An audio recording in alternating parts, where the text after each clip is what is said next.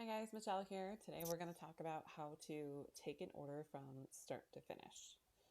So the first thing you're going to do from the touchscreen is enter your sales rep. The next you're going to do is find that customer in the system. So you're going to type in their phone number, 585. Customer do we want to use? 698-4776. And you find that customer. Assuming that they're in the system, they pop up like this, you would go to edit. And this is just so that you can confirm that everything that in this customer record is actually what's being used for this order. So I would say Michelle Castaneda, and then I would spell it out, make sure that you're checking and verifying that the info that we have is actually correct. Castaneda, and maybe they would say, oh no, it's, CAD. And this is your chance to edit and make sure that you save the correct info. 14 David Drive, North Chi-Line, New York, 14514. I've got your email as blah, blah, blah. And then this obviously would be retail normally. If all this info is correct, then you just back out and say, okay. If you're in here and you're in the edit and they're like, no, I've moved, my phone number is blah, blah, blah, or they give you, maybe some other phone number, you're going to make your edits in here that you would change, that this is Drive. I don't know if you noticed, but as soon as I started typing, the save grayed out that was grayed out became black, as in I've now made edits and I can now save something new. So then you would hit save and then say okay. Now, if this happens to be a customer that it's Slick, uh, we'll just do it. Slick. So Slick is buying it under their account, but they're delivering it to one of their customers. So when you go in here, Slick is the customer who's buying it. So we want it to go into their account, but we want to give it a delivery address. And there's the delivery address button is here, and it's actually over here as well. So we're going to hit delivery address. So under the ship to address, you're going to look and see if there's anything there. We don't do a lot of these, so odds are all the time that there's never going to be anything in there for you to pick. So you're always going to probably be doing this lookup. So if there's nothing in here, just like with the customers, if there's nothing in here, you have to hit add. We want to add a ship to. You can't just start typing in here and have it work. So, well, I mean, I guess you can, to be honest. I think that's what's happened. But ideally, you would do add a ship to, and you're going to give it a ship to address. I would do customer one, or if you have the customer's last name, you could put it in there. So we'll do customer one, and now we're going to deliver to Michelle Castaneda, and they're at 14 David Drive.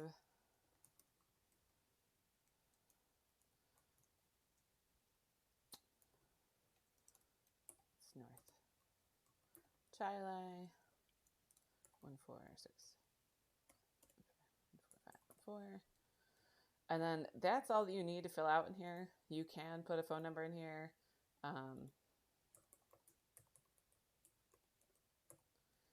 And then you would hit save, and it populates the ship to that I just put in here. And then you could say okay. The other option would be copy the bill to address, and again, you could edit this stuff, but this is editing like the main account, not one of the ship tos. So we'll go back in. Now that I've created this, there I am as a ship to for this customer, and then you're going to say okay. So first thing you want to do once you've gotten the header info in is the green line means, just to kind of clarify, green lines are sale line items. It means the customer is here in person checking out and they are taking the product with them when they leave. If the customer is not taking the product with them when they leave, you're using the blue line button and it's getting delivered and or picked up at a later date. So you're going to switch that to a blue line. If you have both on a sale, you can switch back and forth using the order button here and the sale button down here. But we want to do order, and we're going to deliver 2 yards of black mulch. Just a notice here, if you were doing stone, it gives you the prompt because you actually have different methods that we sell this in. I want to do a half yard. I just type 0.5 and I click the yard button, and then I say okay. So it gives me the half yard. Please notice that because it's Slick, we're getting non-retail rates, we're getting the wholesale rates, which is fine. But so we get this here, and then based on their location, we are delivering. You're going to go home and go to delivery fee, and we're delivering, I think I'm in zone 60. You would look them up on the map. So the reason why it gave me this is because I clicked this button to add a new line while I was still highlighted on an existing item. And it's going to ask me, do I want to overwrite it, as in get rid of that line, or do I want to add a new line? If I want to add a new line, be sure you say no. And then it adds it to the next consecutive line. So with every delivery, we know that we've got the product and then the delivery. If this was actually what's going to be delivered, mulch and stone, we all know that they can't mix on the truck. So it would actually be 2 deliveries, and you could actually come down here and do quantity 2. I've had questions about, can you put this stuff on the same order? The answers are, if it's going to the same address and on the same day, the answer is yes. This can all go on one delivery. I could have, 5 different deliveries and all put it on one order if all 5 things are going to the same address and being delivered on the same day. If one of those 2 things is not true, they have to be separate orders. If I want this mulch delivered on Friday and then I want this stone on Saturday, it's 2 separate orders and you have to go through the whole process twice. And the corresponding deliveries would go on each delivery. Same thing with if this is going to one address and then this is going somewhere else, these need to be on different addresses or different orders to accommodate the different ship to address. But otherwise, if those things are the same, they can all go on the same piece of paper. Okay, so now that you've got your mulch and your product and your delivery, your 2 different deliveries, you can go to your document delivery schedule over here. And now this is where you want to check the the purple clipboard and say, XYZ is delivered. This is open. We've got spots open on Thursday. I'll take it on Thursday. Now everything that you do after that is kind of filling in the blanks. The blanks that you have to fill in are truck type, delivery time, and delivery area. And this would correspond to wherever it's going. The delivery time says 8 to 6 p.m. That's just kind of a CYA to cover our butts for timing. You would still verbally tell them over the phone or in person, it'll be between 8 and 4 or 8 and 2 or whatever the time frame is based on how many deliveries there are, whatever it is that you want to say. The driver you leave blank, the number of loads you would fill out if it's more than 1. In this case, I would actually put a 2 in here because it's 2 different loads. Gate code, we don't really have that applicable here. It's not, it's like if you had to get into a private drive or something. The call before leaving, you're not going to check this unless the customer is specifically asking for a call ahead. And again, you're not promoting this. You don't even mention it unless they're somehow specifically asking for it.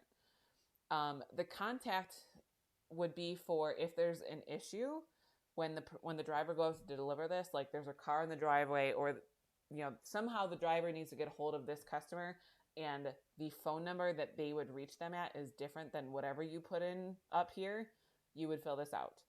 So let's say it's under, Michael orders the product, but he, in the process of, when you ask them, where do you want it delivered? He says, my wife will be home. If there's any issues, call her. You would then put in, Michelle, and her number is this. That's the only time that you would put that in, is if it's different. And even then, you don't necessarily have to check this box unless they want you to call ahead and they're specifically requesting it. But if this info is the same as whatever info you took up here, then you don't need to fill this out. Just leave it blank. And then down in this empty box down here, this is, again, the instructions, and again, this is always facing the house, facing house. You don't necessarily need to write this, but that's what we've all learned here. Facing house, dump on left side by basketball hoop. And then if this was actually a legit order and you had 2 different loads going the same day, I would actually do deliver mulch first, and then, stone second. And then I would put specific instructions about dump stone behind mulch on left side. Again, this is kind of the few and far between, but I figured I'd show you the more complicated stuff. So if this is just one load, you would just put, dump left side by basketball hoop. So when you're done, you've got all the notes in here, you say okay. And it's going to save my info. Now it just tells me at the bottom my amount due. I owe $175. So this is when you're going to go into your pay button. And again, if something happens and you somehow exit, you hit complete on accident, the only way to get back into this to take payment is back through the order processing, and then you have to use the deposit functions. If you somehow accidentally hit cash, there's a way to deal with that. I'll show you on some other order. But you would go into pay, and then you would do credit card. It's not going to let me because I don't have my terminal hooked up. But you would do credit card, and then it would give you the info. It didn't like what I did, so it just tried to close me out. And for the sake of doing this video, that kind of just ruined it. But you would more or less go through, hit that pay button, and actually, I got to show you something else so that you can know what I'm talking about. But it's mulch. You would do pay. You would hit cash. And again, you get the same exact screen when you hit these credit card buttons. The same exact screen happens. And you're going to do pay balance, and this would say Visa or whatever, credit card. And you do pay balance, you would click OK, and it's going to go to the, please wait. If you end up with, let me take this out so I can show you what I'm talking about. It's not going to let me.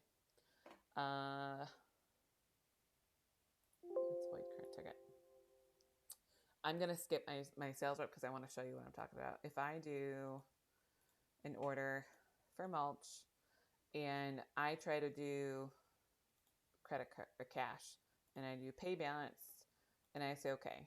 If you end up with this screen right here, and it's assuming I had put my sales rep in, if you get this, it's trying to take $31.32 in cash. Pretend that this is credit card. If I'm doing $31.32 in credit card, and you have this green button here, but you don't have a please wait screen, and somebody's trying to use the credit card terminal, it's going to hang up once it wants you to confirm the amount, because you're not doing your part. You have to hit complete to get the please wait. So if you have green money over here and it's a credit card and you don't have please wait yelling at you on the screen, it's waiting for you to do something and it's not going to finish out. So you have to hit complete to get it to actually say the please wait. I've had a few times where you guys have seen this and it's waiting on something, it's not doing something, and it's because you guys need to hit complete. How this happens and why sometimes it goes right away and sometimes you get this and then it just stares at you. I don't know what the difference is yet, but if you have this, hit complete. Okay, so that is how you process the order. And let's pretend that this was the real order that I was doing. I would say complete right now. And then this is where this stuff over here, this is relative to the ticket. So when you hit complete right now, you're going to get a ticket that pops out of the receipt printer that says unshipped, blah, blah, blah, and you're actually going to get a loading slip. If they're in front of you, you can hand them that ticket that comes out and throw out the loading slip. If they're not in front of you, you would confirm. You're actually going to hit this order button. You still want, either way, you want to confirm.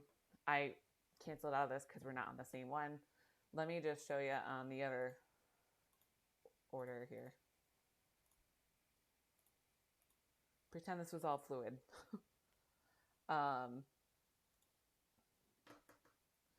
So here's the one that we were working on earlier. No, it's not. I was on Slicks. Slick. So this is the one that we were on earlier.